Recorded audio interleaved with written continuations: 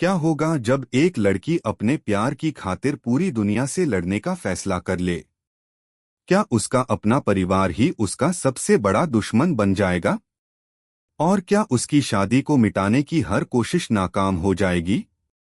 आज की कहानी में आपको प्यार, विश्वासघात, परिवार की साजिश और एक बहादुर लड़की का ऐसा रूप देखने को मिलेगा जिसे देखकर आप भी हैरान रह जाएंगे। इसलिए इस कहानी को आखिर तक जरूर देखिए, क्योंकि आगे हर पल कहानी एक नया और चौंकाने वाला मोड़ लेने वाली है। वृंदा अपनी जिंदगी का सबसे कठिन फैसला लेकर अपने गांव वापस लौट आती है। उसके चेहरे पर थकान साफ दिखाई दे रही होती है, लेकिन उसके दिल में सबसे बड़ा दर्द यह होता है कि वह संजय से बहुत दूर आ चुकी है। उसने कभी नहीं सोचा था कि हालात उसे दोबारा उसी गांव में वापस आने पर मजबूर कर देंगे, जहां हर कदम पर उसका अतीत उसका इंतजार कर रहा है। जैसे ही वह घर के अंदर कदम रखती है, उसकी सौतेली माँ उसे घूरकर देखती है और ताने मारते हुए कहती है, आ गई वापस? आखिर पति ने छोड़ ही दिया ना। यह बात सुनकर वृंदा की आंखों में आंसू तो आ जाते हैं, लेकिन इस बार वह पहले वाली कमजोर लड़की नहीं रही। वह चुप रहती है क्योंकि उसे पता है कि सच बताने का अभी सही समय नहीं आया है। उसकी सौतेली माँ फिर मुस्कुराते हुए कहती है कि कोई बात नहीं, अगर पति छोड़कर चला गया है तो मैं सब कुछ ठीक कर दूंगी। मेरे पास इसका भी उपाय है। इतना कहते ही वह जोर से नरेंद्र को आवाज लगाती है। कुछ ही देर में नरेंद्र हाथ में मंगलसूत्र लेकर वहां पहुंच जाता है। उसके चेहरे पर एक अजीब सी खुशी होती है, जैसे उसे यकीन हो कि आज वृंदा फिर से उसकी जिंदगी का हिस्सा बन जाएगी। लेकिन इस बार सब कुछ बदल चुका होता है। वृंदा जैसे ही उस मंगलसूत्र को देखती है, उसकी आंखों के सामने संजय के साथ बिताए गए हर पल की याद ताजा हो जाती है। उसे याद आता है कि उसने अपने दिल से संजय को अपना पति मान लिया है। उसके लिए अब वही उसका जीवन साथी है और उसके अलावा किसी दूसरे व्यक्ति की कोई जगह नहीं है। इसलिए वह बिना डरे साफ शब्दों में कह देती है कि वह यह मंगलसूत्र कभी नहीं पहनेगी। उसकी यह बात सुनकर वहां मौजूद सभी लोग हैरान रह जाते हैं। किसी ने भी उम्मीद नहीं की थी कि हमेशा चुप रहने वाली वृंदा इस तरह सबके सामने अपनी बात रखेगी। उसकी सौतेली माँ गुस्से से लाल हो जाती है और उसे डराने की कोशिश करती है, लेकिन वृंदा इस बार बिल्कुल नहीं डरती। दूसरी तरफ संजय को अभी तक यह समझ नहीं आ रहा होता कि वृंदा अचानक उसे छोड़कर क्यों चली गई। उसे लगता है कि जरूर कोई बहुत बड़ी मजबूरी रही होगी। वह बार बार उसी पल को याद करता है जब दोनों अहमदाबाद की तरफ जा रहे थे। रास्ते में उन्होंने एक ढाबे पर रुकने का फैसला किया था। वहीं पर किस्मत ने ऐसा खेल खेला कि वृंदा को संजय और स्वाति के रिश्ते के बारे में पता चल गया। उसने उनकी कुछ बातें सुन लीं और उसे लगा कि संजय आज भी स्वाति से बहुत प्यार करता है। वृंदा का दिल टूट जाता है। वह सोचती है कि अगर वह संजय की जिंदगी में रही तो शायद दोनों की खुशियां छिन जाएंगी। अपने प्यार को खुद से ज्यादा महत्व देने वाली वृंदा फैसला करती है कि वह चुपचाप वहां से चली जाएगी। वह बिना किसी को बताए वहां से निकल पड़ती है। उसके कदम भारी होते हैं, लेकिन उसका इरादा मजबूत होता है। उधर संजय को इस बात की बिल्कुल भी खबर नहीं होती कि वृंदा उससे इतनी दूर जा चुकी है। कुछ देर बाद संजय एक मंदिर पहुंचता है। उसे उम्मीद होती है कि शायद वहां उसे कोई सुराग मिल जाए, लेकिन उसी मंदिर में पहले से वृंदा भी मौजूद होती है। वह कुछ गुंडों से बचते बचाते वहां तक पहुंची होती है। जैसे ही उसे पता चलता है कि संजय मंदिर में आ गया है, वह तुरंत खुद को छिपा लेती है। वह एक कंबल ओढ़कर इस तरह बैठ जाती है कि कोई उसे पहचान न सके। संजय मंदिर में मौजूद लोगों की मदद करता है।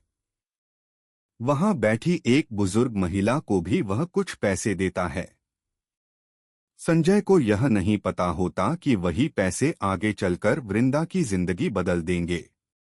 संजय वहां से चला जाता है और वृंदा धीरे धीरे उस बुजुर्ग महिला से बात करती है। महिला उसे वही पैसे दे देती है और कहती है कि भगवान तुम्हारी मदद जरूर करेंगे। वृंदा उन पैसों की मदद से अपने गांव लौटने का फैसला करती है। लंबा सफर तय करने के बाद आखिरकार वह अपने गांव पहुंच जाती है। लेकिन गांव लौटते ही उसके सामने सवालों का पहाड़ खड़ा हो जाता है। हर कोई उससे पूछने लगता है कि वह अकेली क्यों लौटी है, उसका पति कहाँ है और आखिर उसके साथ हुआ क्या है। वृंदा किसी भी सवाल का जवाब नहीं दे पाती। उसकी आंखें भर आती हैं। तभी उसकी दादी उसके पास आती हैं और उसे सहारा देती हैं। दादी समझ जाती हैं कि उनकी पोती किसी बहुत बड़े दर्द से गुजर रही है। लेकिन घर में मौजूद उसकी सौतेली मां को इससे कोई फर्क नहीं पड़ता। वह सिर्फ अपनी जिद पूरी करना चाहती है। वह बार बार नरेंद्र को आगे बढ़ने के लिए कहती है। नरेंद्र भी उम्मीद लगाए खड़ा रहता है कि शायद इस बार वृंदा उसकी बात मान जाएगी। लेकिन इस बार कहानी पहले जैसी नहीं है। इस बार वृंदा के भीतर अपने रिश्ते को बचाने की ताकत जाग चुकी है।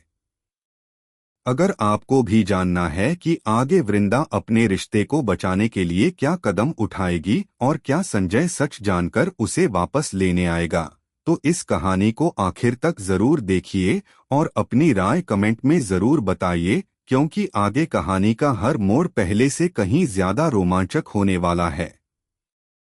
आखिर में वृंदा सबके सामने दृढ़ आवाज में कहती है, मेरी शादी हो चुकी है। मैं अपने पति को अपना सब कुछ मानती हूँ। अगर किसी ने मुझे जबरदस्ती किसी और के साथ बांधने की कोशिश की तो इस बार मैं चुप नहीं रहूंगी। मैं अपने सुहाग की रक्षा के लिए किसी भी हद तक जा सकती हूँ। उसकी यह बात सुनते ही पूरे घर में सन्नाटा छा जाता है। किसी ने भी आज तक वृंदा का ऐसा रूप नहीं देखा था।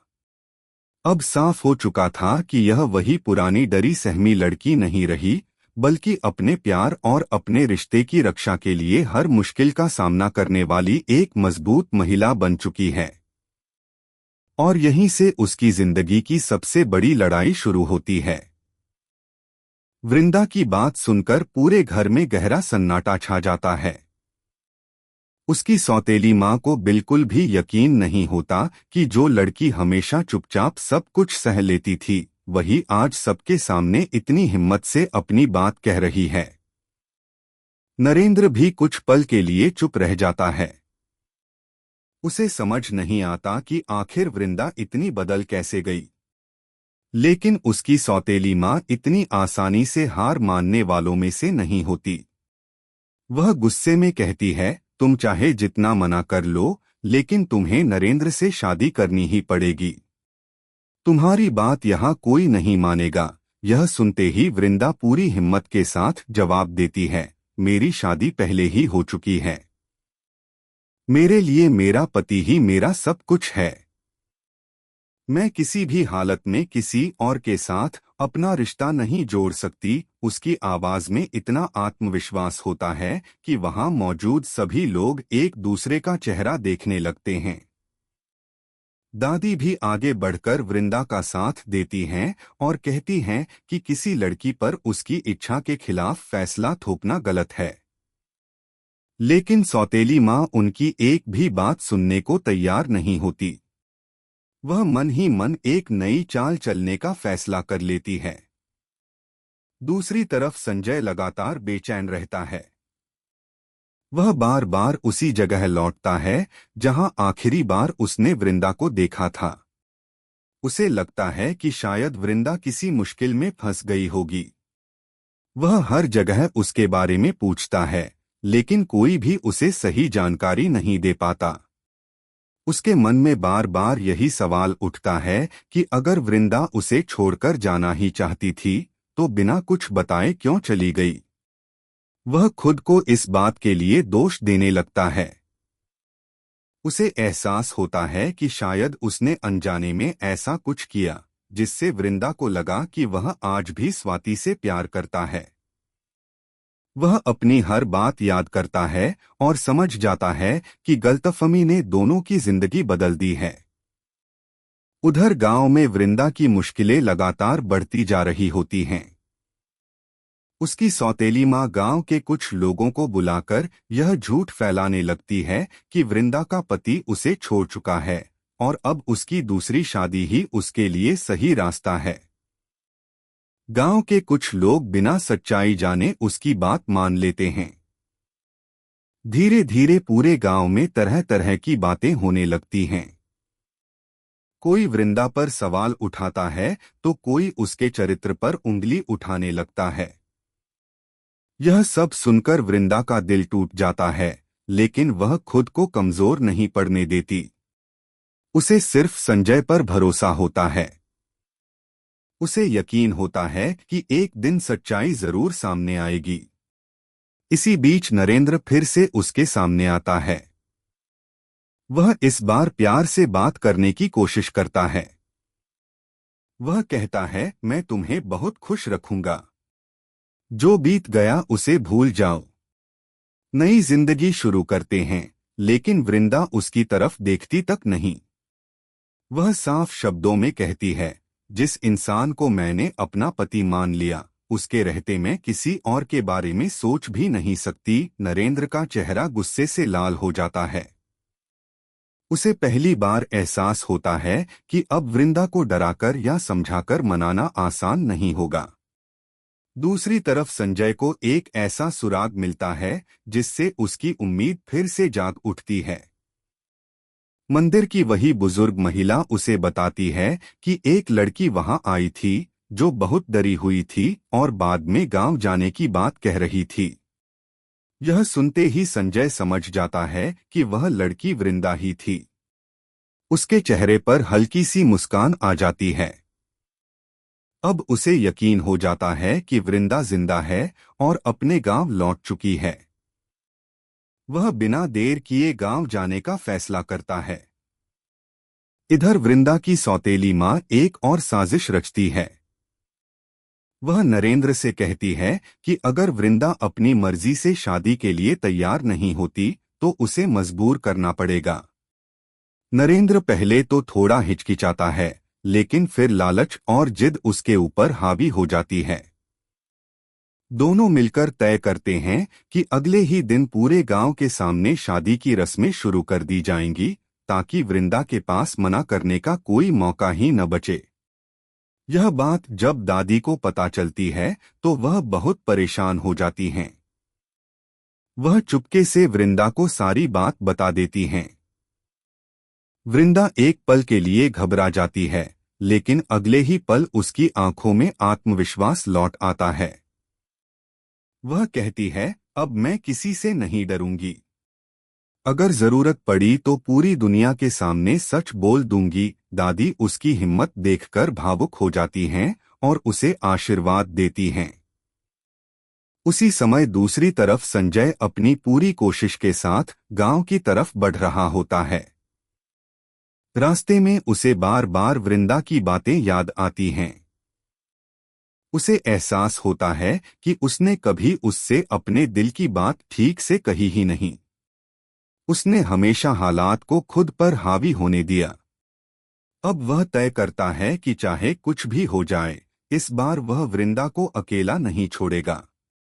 अगर आपको भी लगता है कि सच्चा प्यार हर मुश्किल को पार कर सकता है, तो अभी इस कहानी को पसंद कीजिए और अपनी राय जरूर बताइए, क्योंकि आगे जो होने वाला है वह पूरी कहानी की दिशा बदल देगा। उधर गांव में शादी की तैयारियां शुरू हो जाती हैं। ढोल नगाड़ों की आवाज सुनाई देने लगती है, लेकिन इन आवाजों के बीच वृंदा का दिल सिर्फ एक ही नाम पुकार रहा होता है, संजय। उसे पूरा विश्वास होता है कि उसका विश्वास बेकार नहीं जाएगा। दूसरी तरफ संजय तेजी से गांव की ओर बढ़ रहा होता है, जबकि यहाँ सौतेली माँ और नरेंद्र अपनी आखिरी चाल चलने की तैयारी कर चुके होते हैं। अब सवाल सिर्फ इतना है कि क्या संजय सही समय पर गांव पहुंच पाएगा या फिर वृंदा को एक बार फिर अपनी किस्मत से अकेले लड़ना पड़ेगा। इसी सवाल के साथ कहानी और भी ज्यादा रोमांचक मोड़ पर पहुंच जाती है। गांव में शादी की तैयारियां तेजी से शुरू हो जाती हैं। हर तरफ लोगों की भीड़ जमा होने लगती है, लेकिन इस भीड़ के बीच वृंदा का दिल तेजी से धड़क रहा होता है। उसे अच्छी तरह पता होता है कि अगर आज उसने अपनी आवाज नहीं उठाई तो उसकी पूरी जिंदगी बदल जाएगी। उसकी सौतेली माँ बार बार उसे समझाने का नाटक करती है, लेकिन उसके हर शब्द के पीछे सिर्फ अपनी जिद और स्वार्थ छिपा होता है। नरेंद्र भी पूरे विश्वास के साथ शादी के लिए तैयार खड़ा रहता है। उसे लगता है कि अब वृंदा के पास कोई रास्ता नहीं बचा है, लेकिन वह यह नहीं जानता कि इस बार सामने वही पुरानी डरी सहमी लड़की नहीं, बल्कि अपने रिश्ते की रक्षा के लिए हर मुश्किल का सामना करने वाली मजबूत वृंदा खड़ी है। जैसे ही शादी की रस्में शुरू करने की बात होती है, वृंदा सबके सामने एक कदम आगे बढ़ती है और ऊंची आवाज में कहती है, यह शादी नहीं हो सकती क्योंकि मैं पहले से शादीशुदा हूँ। मेरा पति जिंदा है और मैं सिर्फ उसी की पत्नी हूँ। उसकी यह बात सुनकर वहां मौजूद हर इंसान हैरान रह जाता है। कुछ लोग उसकी बात पर विश्वास करते हैं तो कुछ उसे झूठा साबित करने की कोशिश करते हैं। उसकी सौतेली माँ गुस्से में आकर कहती है, अगर तुम्हारा पति है तो उसे यहाँ बुलाओ। यह सुनकर वृंदा कुछ पल के लिए शांत हो जाती है, लेकिन उसके चेहरे पर डर नहीं होता। उसे पूरा भरोसा होता है कि संजय जरूर आएगा। दूसरी तरफ संजय गांव के बहुत करीब पहुंच चुका होता है। वह लगातार जल्दी पहुंचने की कोशिश कर रहा होता है। उसके मन में सिर्फ एक ही बात चल रही होती है कि कहीं देर न हो जाए। रास्ते भर उसे वृंदा की हर बात याद आती रहती है। उसे एहसास होता है कि उसने कभी अपने दिल की सच्चाई साफ शब्दों में नहीं बताई। अगर उसने पहले ही वृंदा को समझा दिया होता कि उसके दिल में सिर्फ उसी के लिए जगह है, तो शायद आज यह दिन कभी नहीं आता। वह खुद से वादा करता है कि अगर आज उसे वृंदा मिल गई तो वह कभी उसे अकेला महसूस नहीं होने देगा। उधर शादी की रस्में शुरू करने का दबाव बढ़ने लगता है। नरेंद्र आगे बढ़कर वृंदा का हाथ पकड़ने की कोशिश करता है, लेकिन इस बार वृंदा उसका हाथ झटक देती है। वह गुस्से में कहती है, मेरे करीब आने की कोशिश मत करना। मैंने एक बार साफ कह दिया है कि मैं सिर्फ अपने पति की हूँ। यह सुनकर वहां मौजूद लोग आपस में बातें करने लगते हैं। पहली बार गांव वाले भी समझने लगते हैं कि शायद सच्चाई कुछ और है। तभी अचानक वहां एक गाड़ी आकर रुकती है। सभी की नजरें उसी तरफ चली जाती हैं। गाड़ी का दरवाजा खुलता है और उसमें से संजय बाहर निकलता है। उसे देखते ही वृंदा की आंखों में खुशी के आंसू आ जाते हैं। संजय सीधे उसके पास आता है और बिना किसी डर के सबके सामने कहता है, वृंदा सच कह रही है। यह मेरी पत्नी है और मैं इसे अपने साथ ले जाने आया हूं। उसकी यह बात सुनते ही वहां मौजूद सभी लोग चौंक जाते हैं। सौतेली माँ और नरेंद्र के चेहरे का रंग उड़ जाता है। वे दोनों समझ जाते हैं कि उनकी सारी चालें अब खत्म हो चुकी हैं। लेकिन फिर भी सौतेली माँ आखिरी कोशिश करती है। वह संजय पर झूठे आरोप लगाने लगती है और कहती है कि वह गांव वालों को धोखा दे रहा है। तभी दादी आगे आती हैं और सबके सामने सच बता देती हैं। वह कहती हैं कि वृंदा ने हमेशा अपने रिश्ते का सम्मान किया है और उसने कभी कोई गलत कदम नहीं उठाया। गलती सिर्फ उन लोगों की है जिन्होंने उसकी मजबूरी का फायदा उठाने की कोशिश की। दादी की बात सुनकर गांव के बुजुर्ग भी आगे आते हैं और कहते हैं कि किसी लड़की को उसकी इच्छा के खिलाफ शादी के लिए मजबूर करना गलत है। अब पूरा माहौल बदल चुका होता है। गांव वाले भी वृंदा और संजय का साथ देने लगते हैं। नरेंद्र को अपनी हार माननी पड़ती है। वह चुपचाप वहां से चला जाता है। सौतेली मां भी शर्म से सिर झुका लेती है। संजय फिर वृंदा की तरफ देखता है और कहता है, मुझसे भी गलती हुई। मुझे तुम पर भरोसा करना चाहिए था और अपने दिल की बात पहले ही बता देनी चाहिए थी। अगर तुम मुझे माफ कर दो तो मैं जिंदगी भर तुम्हारा साथ निभाऊंगा। यह सुनते ही वृंदा की आंखों से आंसू बहने लगते हैं। वह मुस्कुराकर कहती है, सच्चे रिश्तों में नाराजगी हो सकती है, लेकिन भरोसा कभी खत्म नहीं होना चाहिए। दोनों एक दूसरे का हाथ थाम लेते हैं। वहां मौजूद सभी लोग उनके लिए खुश हो जाते हैं। दादी भगवान का धन्यवाद करती हैं कि आखिरकार सच की जीत हुई। गांव वाले भी समझ जाते हैं कि किसी के बारे में बिना सच्चाई जाने फैसला नहीं करना चाहिए। दूसरी तरफ सौतेली मां अपनी गलतियों पर पछताने लगती है। उसे एहसास होता है कि लालच और जिद ने उसके अपने ही परिवार को तोड़ने की कोशिश की। कहानी यही यह संदेश देती है कि सच्चा प्यार कभी हारता नहीं। अगर रिश्ते में विश्वास और सम्मान बना रहे तो कितनी भी बड़ी गलतफहमी क्यों न आ जाए, एक दिन सच जरूर सामने आता है। संजय और वृंदा नई उम्मीद के साथ अपनी नई जिंदगी की शुरुआत करने का फैसला करते हैं।